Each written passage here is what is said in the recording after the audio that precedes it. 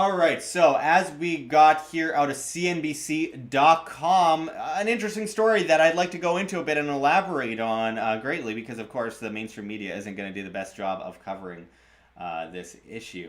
But anyway, as the article says, the 10 cities where American families have the most credit card debt. And as we've gone into so many times before here at WAM, we've got such a huge problem with credit card debt overall. I mean, it's just, we're overflowing with debt. As John Snyson says often here at WAM, it's like debt sewage, and it's just overflowing in the streets, and then it gives you a terrible image, and then you don't want to think about it anymore. But anyway, the article is kind of interesting because it goes into several of these issues, and as it says, in 2018, total credit card debt in the U.S. has reached a high of more than $1 trillion, according to data from the Federal Reserve. As of 2019, individual households hold an average amount of nearly $9,000 each in credit card debt. Financial website WalletHub reports using data from the U.S. Census Bureau. TransUnion, and the Federal Reserve. Residents in certain places, though, are far deeper in the red than others. To determine where families owe the most, CNBC Make It used WalletHub's data to rank the top 10 cities where households have the highest average amounts of credit card debt. Here's how they stack up. And number 10 is Scarsdale, New York, with $24,180 average household credit card debt. Beverly Hills is in ninth place with $24,962 on average. Calabasas, California, has $25,266. Collegeville, Pennsylvania, $25,627. Westport, Connecticut, $25,797. Southlake, Texas, $25,862. Lake Forest, Illinois, $27,020. And number 3 is Dix Hills, New York, with $28,645. Number 2 is Darien, Connecticut, $28,714. And number 1 is Oahu Beach, Hawaii. I'm sorry, I can't pronounce that properly. But anyway, as it says below here, that's $30,094. Crazy. It's no surprise that 7 of the top cities, of the top 10 cities, are in notoriously expensive states: Hawaii, Connecticut, New York, and California. In these places, expenses such as housing and taxes can be significantly higher. That can make it hard for Americans, particularly younger ones, to manage their expenses and keep up with credit card payments. In addition to coping with the high daily cost of living, many millennials must juggle various types of debt, such as student and auto loans. Young people have absolutely no idea how to deal with money, and that's why millennials are so highly in debt, and their parents, baby boomers, are highly in debt as well, even though they're the biggest spenders into the economy. Anyway, almost 1 in 4, or 23% of millennials, those aged 23 to 38, say they've been carrying a credit card balance for at least a year, according to financial website creditcards.com. And over 1 in 10 say they've had credit card debt for more than 5 years. If you have debt, it's important to take control of it, because details about your payments history, including late or missed payments, can affect your credit score, you think. The better your score, the more likely you are to get a good deal on a car or house or save on rent and get in more debt, by the way, just to pitch in there for a second. With massive car loans and all these kinds of loans and financialization or financing that people get themselves into, and second chance and third chance and 20th chance loans. Anyway, as it continues, being in debt can affect other important parts of your life as well, keeping you from earning more and getting what you want professionally, says personal finance expert Suze Orman. Suze Orman. When you are in debt, you feel it, she says, and your boss can feel that too. In essence, she says, you render yourself powerless. If you're having trouble keep up with your credit card payments, start by making a budget, WalletHub suggests. It's difficult to spend within reason or planned savings if you don't know how your monthly spending compares to your take-home pay or where that money is going, the site reports. That is why you should rank order your expenses, including debt payments, emergency fund contributions, and other savings, and trim the fat if necessary. And once you develop your budget, make sure to stick to it, or else you'll have simply wasted your time. And they go into some other articles talking about accounting it for everything properly, and fine, whatever.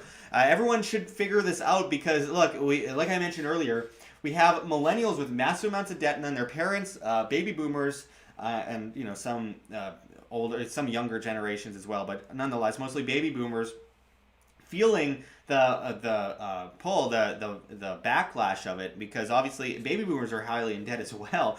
Many of them are not looking at pensions. Millennials are definitely not going to get pensions with the massive shortfall that we see today, and they're not saving. And at the same time, it's so easy to get runaway debt with credit cards. It's so easy to spend more than you have. This is a massive problem with most people these days. Most people. It's gotten to a point where, look, you have the 10 cities where American families have the most credit card debt. The fact of the matter is we have debt on all ends. We have the credit card debt from spending way too much, more than we make, all while inflation is hitting us really hard, driving up the price of living and making wages much lower in comparison to the price of living. Our purchasing power is lower and lower all the time as they print currency out of thin air.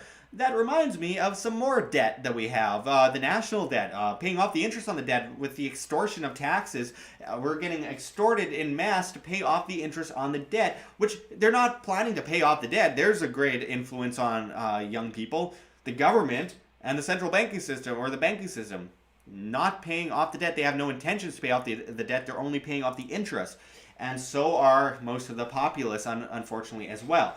So this is only going to end with a massive kind of bubble burst here. And this is happening while the dollar is suffering.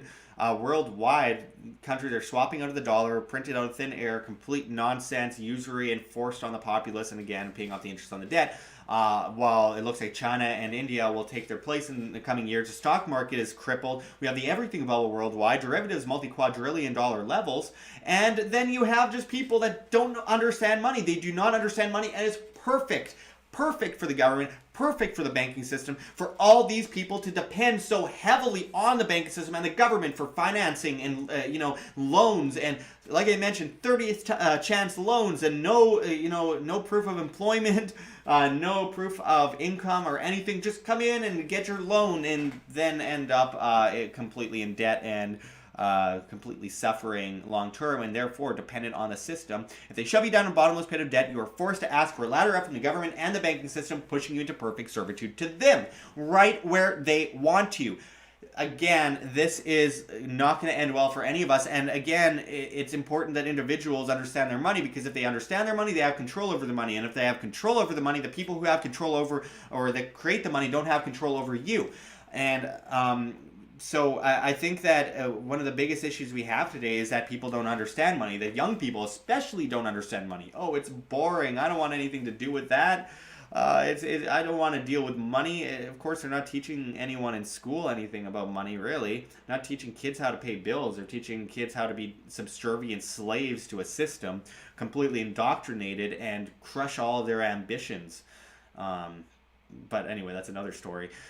The point is, as we have this debt all piling up on top of debt on top of debt on top of debt, and people getting loans to pay off debt with other loans and all that kind of stuff, people are going to end up broke. And if they're broke, they're dependent. If they're dependent, they're a great slave. They're a perfect product for the slave market of government and central banks.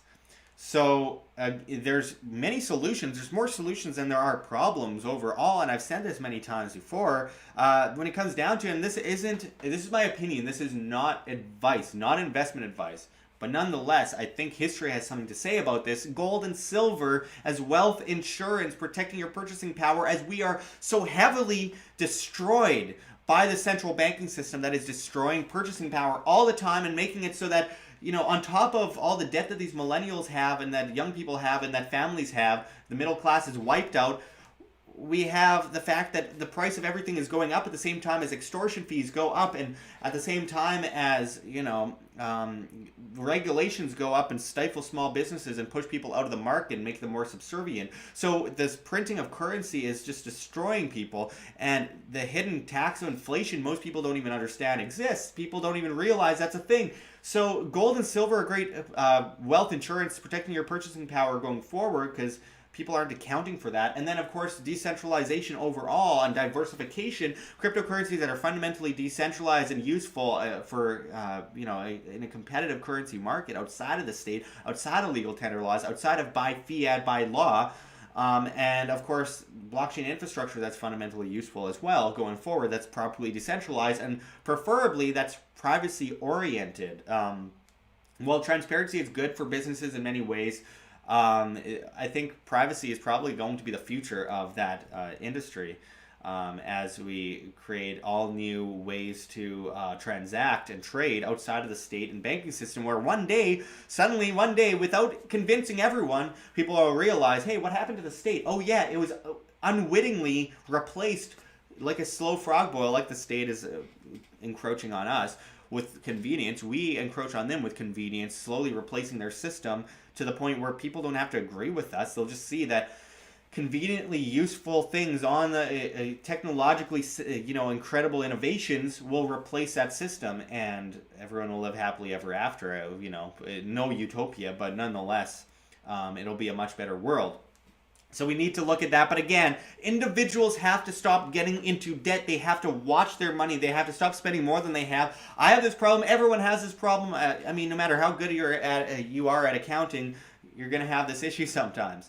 But with that said, that doesn't mean that you as individuals shouldn't take whatever actions you can to mitigate the problem, because of course we're being driven into debt, but it comes down to your personal responsibility, your financial sustainability and responsibility to break free from that system, to break free from your own debt, and make sure that you are making the right choices long term to survive in this highly volatile, highly dangerous, highly indebted system.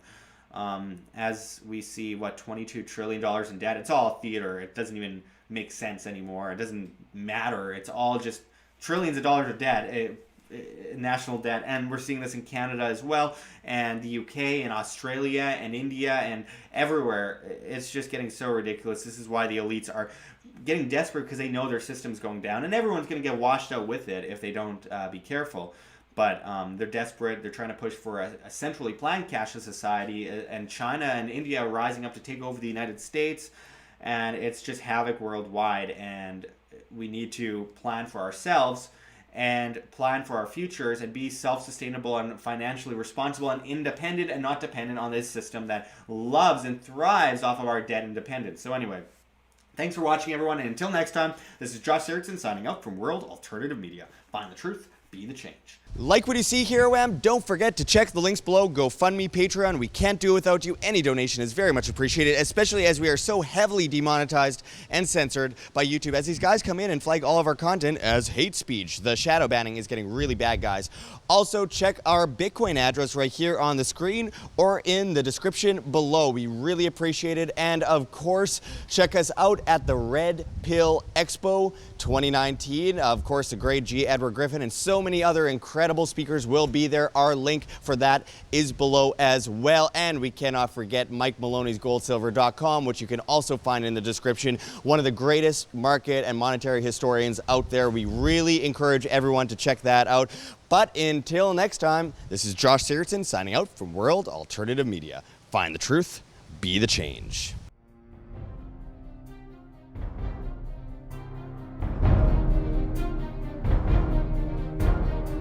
I'm sure you have already changed people's minds in your young age because you're involved, and I like that.